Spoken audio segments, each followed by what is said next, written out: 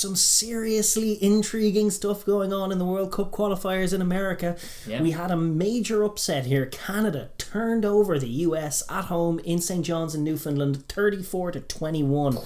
Oh my goodness. In the context of aggregate, that's a decent little lead to be taken stateside. It could have been a 34-14 lead, but for a late, potentially crucial US try. But it was an inspired performance by Canada. They were absolutely brilliant. It's as good as they've been in many a years. Yeah. Pre-2015, I can't remember. Probably going back as far as 2011 for a Canadian performance as cohesive as that. They punished the US for not being the quicker and more clinical team. I mean, at the beginning of the game, it started absolutely abysmally. They gave up a penalty try in 2 minutes into the game through an All Black maul, which was then a yellow card, of course, as well. What did I say? All Black. All Black. Okay, might have gone differently if it were the All Blacks. If it was an All Black maul, no. Sorry, I'm still thinking Rugby Championship. No, to an Eagle maul. They conceded an early try, and it looked to be very much going according to the Eagles' plan: maul them into submission. But the Canadians, even with a man down, struck back, played quick, high tempo footy, and managed to grab a very quick response try, just getting into the right areas of the field. Yeah. Peter Nelson kicked a goal. They had another yellow card later on, and they did fall back behind to another sort of slow maul play from the US. But they kept the pace of the game high. They took their chances when they were there. They carried very well. They gave assured performances in the locks, and they were by no means at the physical disadvantage. Nope. And they just, like the US line out then went to absolute pot, and they just took advantage of it and found some great tries towards the tail end, including a wonderful intercept that was borne off their defence, which was... They were just able to live with the US physicality all day. They were fine with it. They were completely prepared, and the US were a bit of an open book in terms of what they came to do. And then, as soon it was very windy. It was definitely windy conditions up in Newfoundland, and as soon as Cam Dolan went down for HIA towards the end of the half for the US, like, he really is their pack leader, and he's there calling their lineouts, and it as you say, it went to pot from there, and their avenue is to go for penalties and then to kick the corner and then to maul over. And then when that was interrupted and then the line out darts became tougher as the winds got up, and they were tough for both teams, but it was just Canada were the ones that had more in the open play, and even guys like Connor Coates at fullback running very nicely and putting some tempo on it. And then the US, by contrast, they experimented by putting Cardi at fullback. It worked in the sense that his kicking acumen yielded 2 50-22s, which they were able to try and work something from, but they didn't really capitalise on them. And then conversely, once they lost to winger very early on, was it who went off?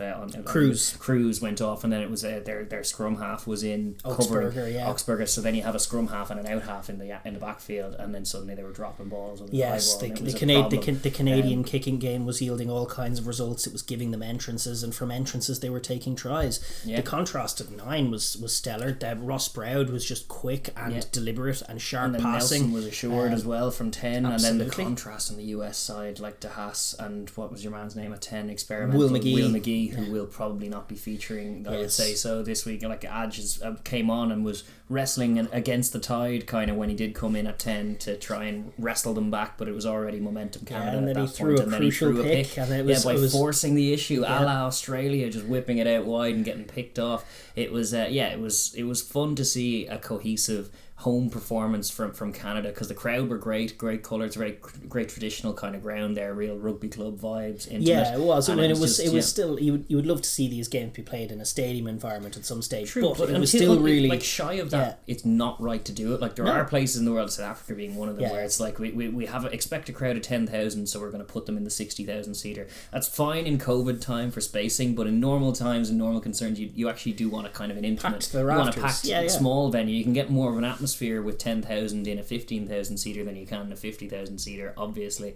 But there was that intimate quality and the conditions that they were definitely more wise to. The All Blacks, or not the All Blacks, the All Blacks. You've got me calling the US. They were very much not All Black in their approach, and they were found themselves flustered by the wind in terms of their own kicking, in terms of fielding Canadian kicks, and then they are so lacking for speed across the park, and it's a real problem, because when I think of US rugby, my head will go to their sevens and what their acumen is. You got guys like Carlin Isles and Perry Baker, like the surplus to requirement amount of Olympic level sprinters that the US have at their disposal.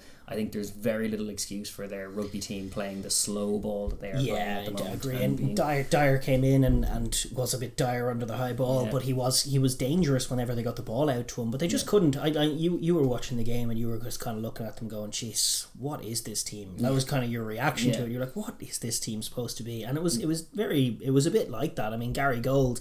He has a chance to rescue this, but this was a very pull your pants down kind of display from the US. I would say as well, just from their forward pack, they're not bringing enough energy. No, like Cam Dolan is a really quality athlete, and he is the leader of that team. He's a step above anyone else in that pack in terms of his similar work rate. He's full of pride, and he'll work all day for them as well until he's forcibly removed, and then there's no one kind of leading his charges into the breach. Some of these guys just aren't bringing enough. Like Savetta at lock and his partner in there, Breakley, their body language was atrocious. The line out started to go wrong. Dolan was off the park. They weren't winning contacts as well as they would, and they were just hands on hips, head down, couldn't believe what was happening.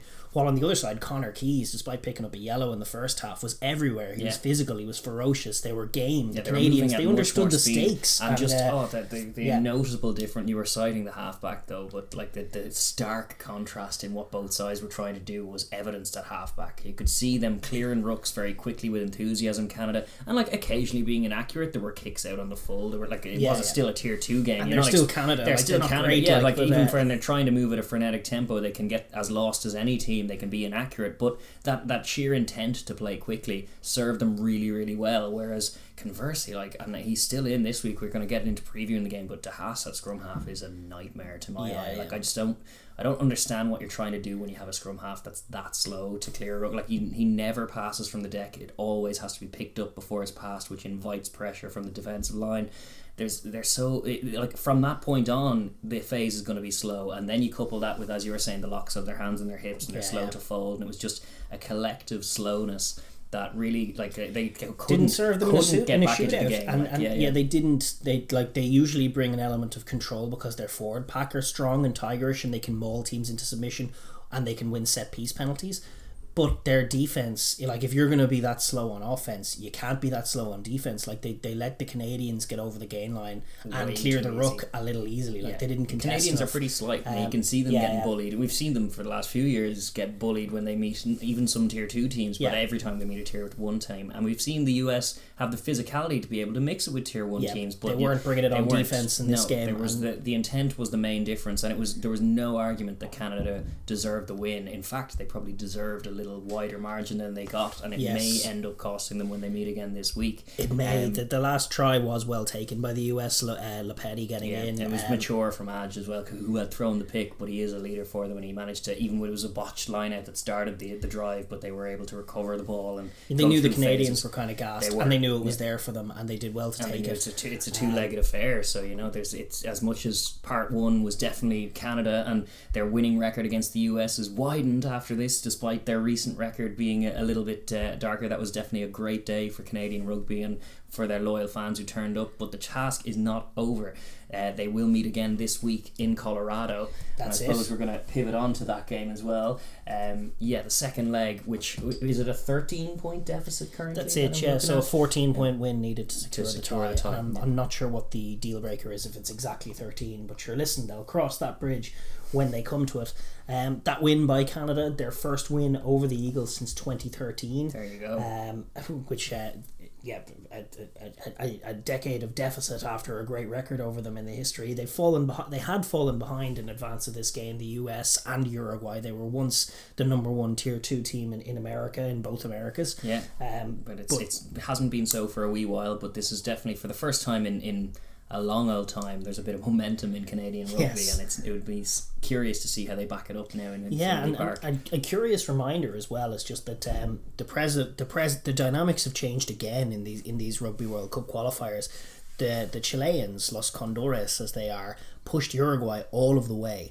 The loser of this fixture has a game against Chile for their lives. Otherwise, they are OUT out of the World Cup. And Chile, no mugs at all. No. And it's a very dangerous on the macro, game. In terms of growing the game, it's good to see competitive games in these qualifiers. And if a decent team is going to miss out, that surely speaks to the strength of the World Cup ultimately, and we're hopeful that we'll have more tier 2 teams claiming scalps at World Cups, and more of those pools we had last year where there's a win for every team in a pool. It's only happened the once. Hopefully we can get that again this year, and it's games like this that'll sow the seed of it. It's just the growth and the development of the game, but not at the expense of the result. You still got to get yourself to the World Cup. It's such a carrot for these teams. Oh, it's massive. It's massive for both. I mean, Canada never having failed to make a World Cup. The US trying to build something with the MLR, like not making a World Cup would be such a step back for either of these nations.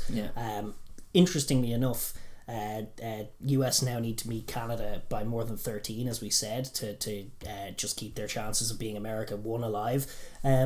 They have covered that margin in 6 of the previous 10 meetings with Canada before last week. There you go. So they have precedent for running in a score against Canada, and they will know they will have to. But bits of, like, definitely the intent will have to be different. They are at home. It'll change things as far as that. It'll be a different factor. It is Colorado, so it'll be kind of high as well. Altitude will be a factor for the kicking. Yeah, and hopefully, I would imagine they'll have cleaner conditions. I haven't looked up the weather, but it probably won't be as windy. It could, I suppose, could be, theoretically be, but it probably won't be as bad as Newfoundland. And I would say that the Americans will have that home field edge. Considering they managed to dial in 50-22s, if they have a bit more zip on their kicks, if they're up that high, then per chance they can do that. Interestingly, the man they brought in to do that is out of the squad. Luke Carty gone from the 23, which is interesting. The team that they've gone with few changes. Lopetti, who scored that try off the bench from 13, comes in to play 13 with Bryce Campbell. They've brought in a new winger, Ryan Matias. I'm excited. Hopefully he's very, very quick. Yes, he's in with Christian Dyer, who showed flashes of brilliance.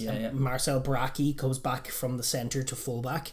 He's a very good player, Rocky. Adja 10, captain. Obviously, DeHaas, who you have your issues with, and you're not wrong at all. That's a problem. He's definitely not been great at all this season. Cam Dolan, crucially, fit in there. And then there are some other changes. Gurmashis in the back row, Savetta and Breakley there in at lock. Interestingly, Taufatea comes into the team at tight head. I've never seen him kid out. No, tight head. indeed. I've seen him be a very mobile and very dynamic hooker.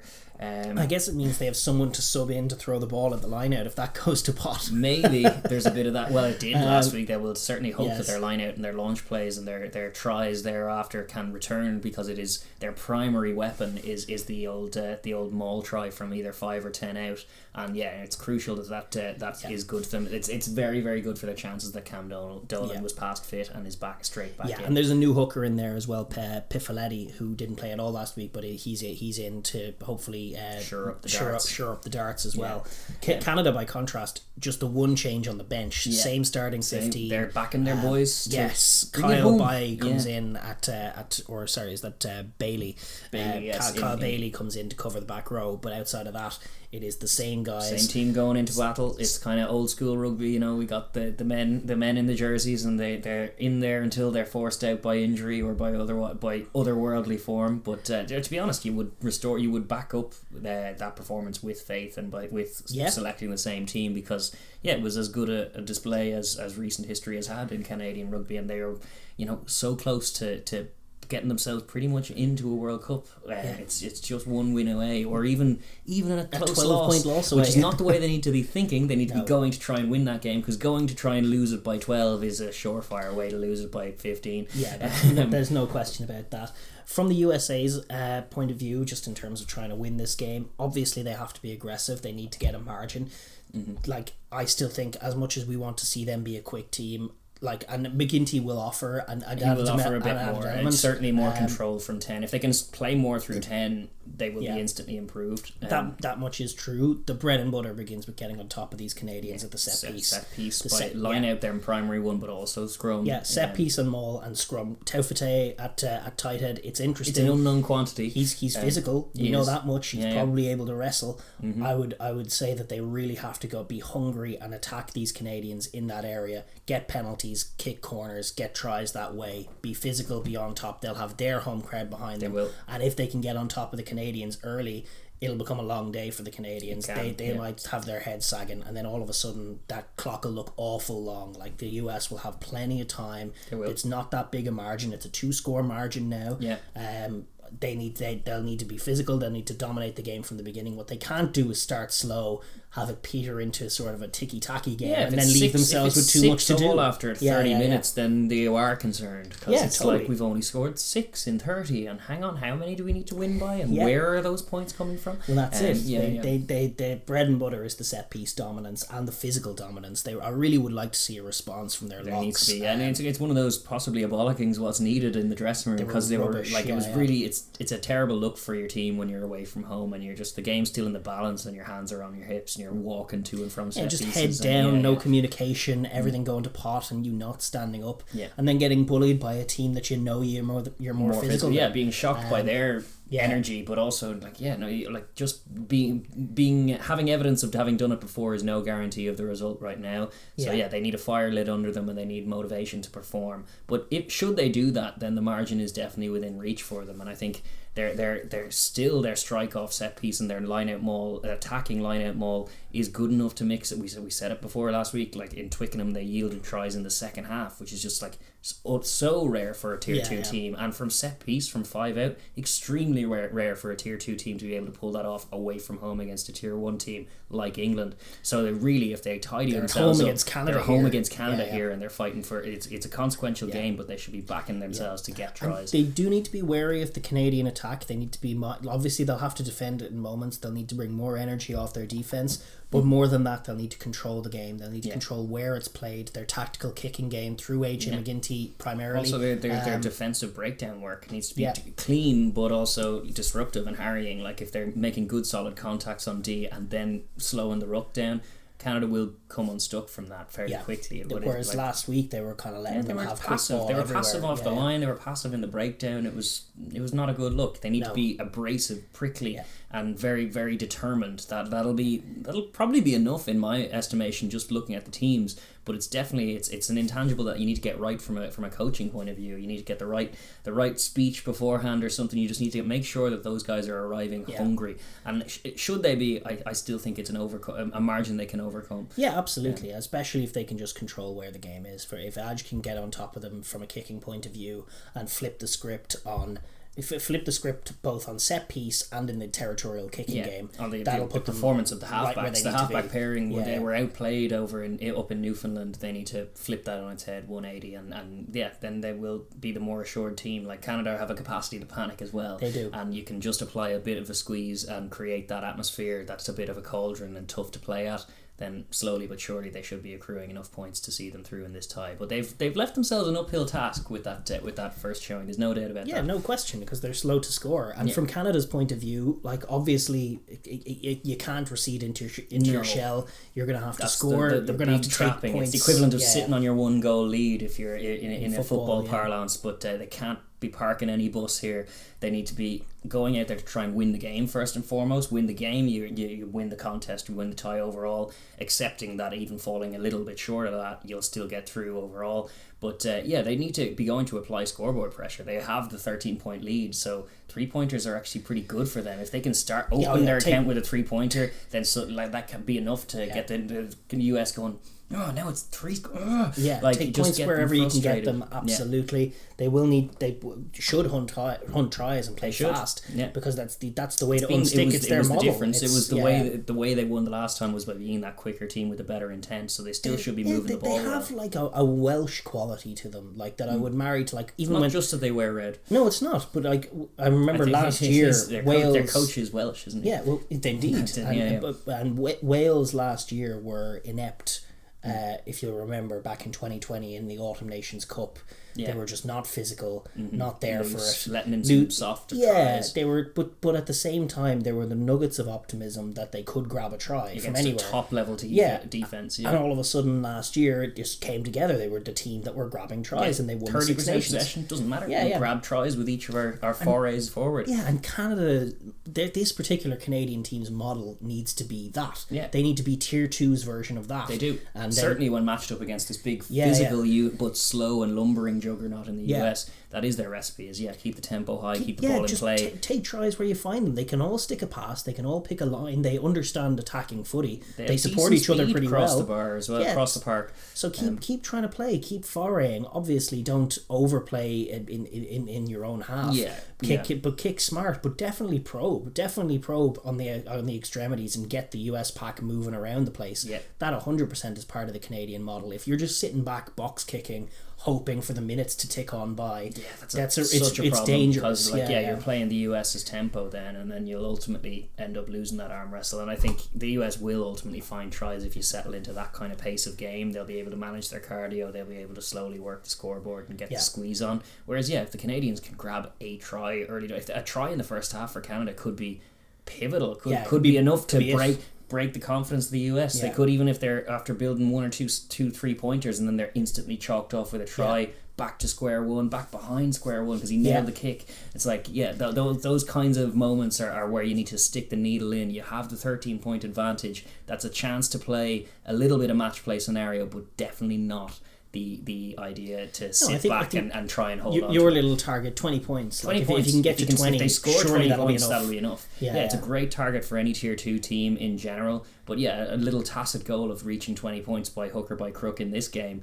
that'll see them home. 100%. I think so. I think the other area as well, they can't overlook first of all, how important the line-out is to the US team, and second, just how badly it went wrong for them last week. I know Cam Dolan is in, he'll be calling the line-outs. But Connor Keys was awful windy last week, so there's all of those are factors. But Connor Keys in there, obviously Thomas as well, but they were exceptional. They were exceptional last week. They need to contest that ball. If they can take the line out away, that's their easiest path to victory. They do need to be aware that the ball is going to be a challenge. Poach one or two in a crucial spot in this game can be enough to swing in your own 22. If they can just nick a couple on the US, that could turn it around, because that is their primary method of scoring. It will be very, very interesting to see if the Canadians can get on top of them again in that area. I'm wondering how motivated and how to the pitch they will be, because surely they will recognise what a great position they put themselves in and what a chance this is. It is the exact same team, as you were saying, one change on the bench. Will there be an emotional drain from it? Will there be a kind of a tough to get back up? I don't know. I should mention Spencer Jones as well. He came in on debut, a brilliant player, looked awesome from 12, exciting. The arrows through line in this team is great. It's improved them instantly. They look much more cohesive than the Americans, who have all of this MLR juju coming into this Safa coach who has his own ideas, and it's actually not gelling particularly well. Whereas the Canadians, they just have the one MLR team who play quick attacking footy, and then that's just who they are. It's bleeding into the top team now, because the team needed some seismic change based on their recent showing, so it's an easier position. Rather, the US have been kind of one step forward, 2 steps back, 2 steps forward, 1 step back for a few years now, so it's kind of you're reticent to just throw the book out and start again, although I think part of it on their offense for sure should probably do that. I think a new scrum half and new tempo entirely. Interestingly, they've 2 scrummies on their bench this week, Baska and Obsberger, both on the bench this week. Is Obsberger just converted to a winger now? I don't know, or even Baska is big enough to probably play in the back line, but there's definitely scope for hauling Das out of there if he does. It should be, because he played all the minutes last week and he was a problem throughout. It was forced because the winger went off early, but it's been a problem for the last wee while that you've been highlighting him. He's just slowing everything down, and they're you need to be quick. Even if you're a bigger team than them, you still need to be moving quickly. Look at what Faf does for the Springboks. If you're going to try and play a forward oriented game, you still need tempo from 9, and he just doesn't bring any of that, so it's a problem. 100%. So given the sort of the interesting matchup that this is in terms of styles and everything else, how do you see it going? Well, I think that the USA will win the game. I do think that, but I'm not sure. It's a very much a toss up in my head as to whether they do it by enough to get through this tie. I know they'll have the target in mind. It's an aggregate game, so winning, it's not like they'll be kind of 5 points up and kicking a 3 to make it a 2-score game. There won't be any of that. They'll know that it's 13 that they need to get to. So that could result in a bit more expanse and a higher scoring contest just in general. But I don't know if they have it in them. If Canada arrive to play a game with a similar motivation to last week, I don't know if they will score enough to get to that margin. I think it involved pretty much shutting out that Canada team for them to succeed or close to, because like, are you talking like how likely is it that the US rack up 30 plus points against them? That's interesting that you say that. Like, the dynamic that you're picturing, maybe they have like a 13-6 lead and then nick a try at the end for 20-6 and celebrate. But honestly, like, you're thinking 45-20. Yeah, I think the US will score this week. I think they'll fix their line out, and that's how they'll score. It's not. Score. They're not gonna score by flinging the ball around and scoring pretty diverse All Blacky tries. But they will get. I think they're probably going to be good for 3 more tries. They got 2 last week. Sure. And I think, if their line out's fixed, they might even get 4. Okay. But I think they'll hunt the corner with penalties, as they did against England and Twickenham. They'll just hunt the corner in penalties and try and take it to the Canadians that way. Especially when it can yield yellow cards and everything. And they need to cover a 2-try deficit already from the off, so there's less chance of them kind of going through the motions of 3 point. Exactly right. But my concern actually is the 34 that they conceded last week. It's like, obviously they need to be way tighter about the amount of entrances they're giving to the Canadians, but they also just need to defend better. Like, they're not, if they're offering up cheap tries, the Canadians can nick a couple and that could be enough. Indeed, that's kind of the dynamic. That's kind of my fear for it is just is that they don't succeed in containing Canada the way they need to. Yeah. And even if they are scoring a few tries, I don't think it'll be enough. No. That's where I'm leaning currently, but it's only very slight, because I can also see Canada, like, it's very renewed faith in Canada. I've been very doom and gloom on Canada for quite a while. Certainly going into the World Cup in 2019, I was adamant they are the worst team in it by far, and I was so bummed out that Namibia didn't get to play them, because Namibia have never won a World Cup game, and I'm pretty confident they would have stuffed that Canada team because they were so bad.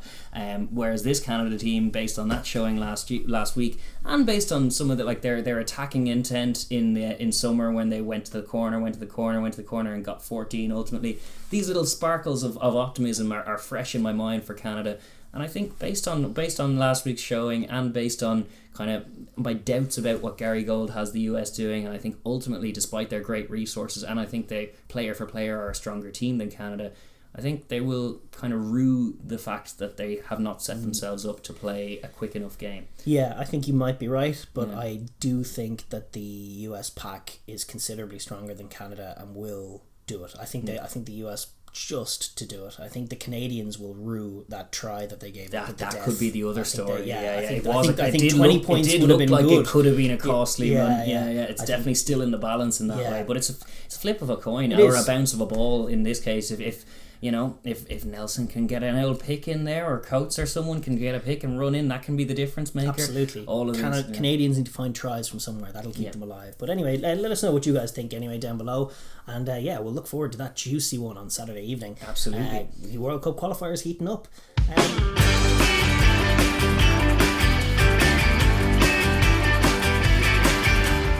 Thank you very much for tuning into the Overlap Rugby podcast.